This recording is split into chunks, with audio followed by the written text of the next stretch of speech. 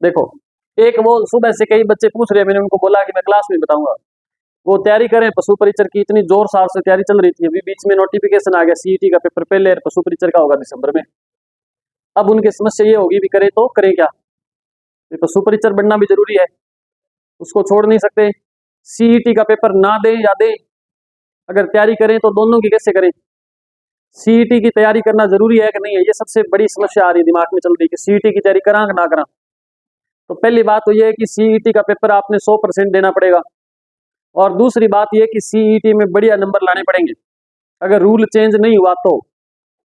Rule change का मतलब, अब से पहले जो सीईटी होती थी उसके अंदर क्या था कि अगर 5 पद आगे पटवारी के, तो सीईटी के पेपर जो बच्चों ने दिया था उसमें से क्या करते थे, उस 5 का 15 गुना पास करते थे। मतलब 75 बच्चे लेने हैं सीईटी का जो पेपर दे उसमें ऊपर ऊपर वाले, इसका मतलब उसकी मेरिट बहुत ज्यादा जाती थी। लेकिन संभावना है कि अब ऐसा नहीं होगा। अब ऐसा हो सकता है कि उसका कोई एक निर्धारित अंक आपको बताएंगे कि भी 40% से ऊपर वाले पास है, या 50% निर्धारित कर सकते हैं।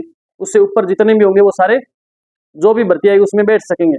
अब जो भर्ती कौन कौन सी, जैसे पुलिस आरएसी की भर्ती आने वाली थी 10वीं बेस पे, उसमें सीईटी नहीं थी, लेकिन अब वो भी सीईटी होने के बाद आएगी। सीईटी का पेपर पास होगा तो ही उसका फॉर्म भरा जाएगा।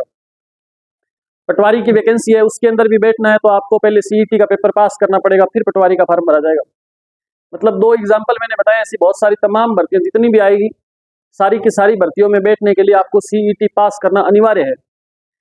आपको गुरुजी हम सीईटी की तैयारी करें तो पशु परिचर की तैयारी कैसे करेंगे, तो ध्यान रखना सीईटी की जब आप तैयारी करोगे तो उसके अंदर आप किसी भी भर्ती का पेपर दोगे ना, उस भर्ती का एक आधा सब्जेक्ट छोड़ करके बाकी सारे सब्जेक्ट आपके सीईटी में तैयार हो जाएंगे।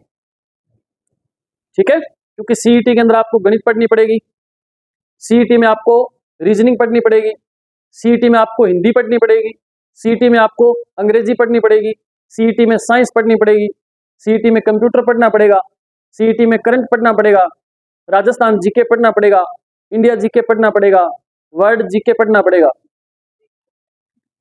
ठीक है, तो इसका मतलब आपके, देखो ये अच्छी बात है, आप तैयारी करने वाले जो बच्चे हैं ना उनके लिए बहुत अच्छी बात है। कोचिंग वालों को नुकसान है, इससे ध्यान रखना। कैसे नुकसान है, क्योंकि जो बच्चा समझदार होगा वो क्या करेगा, सीईटी के बैच में एडमिशन लेकर के वो सारा का सारा सिलेबस कवर कर लेगा।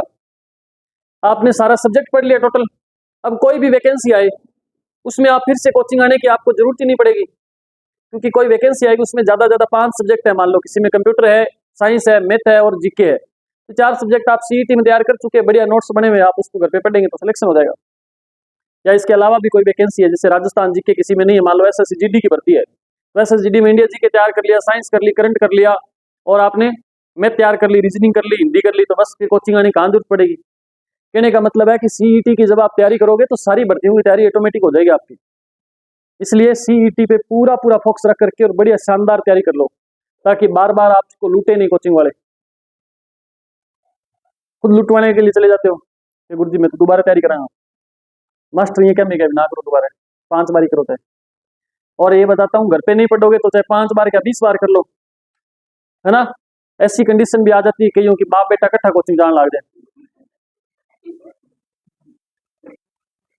ठीक है ना, इसलिए क्योंकि वो तैयारी नहीं करते, कोचिंग जाते रहते हैं, आते रहते हैं, जाते आते रहते हैं। बच्चा बर मोटो हो गया, 12वीं पास कर ली के चाल तू ही चला, एक ही मोटरसाइकिल पर उड़ जाएगा, दोनों अलग अलग, ना भाड़ो लगे ना पेट्रोल हो खर्चो, है नहीं। तो साथ में वो बच्चा पढ़ता है बढ़िया, पापा बैठे पढ़ना।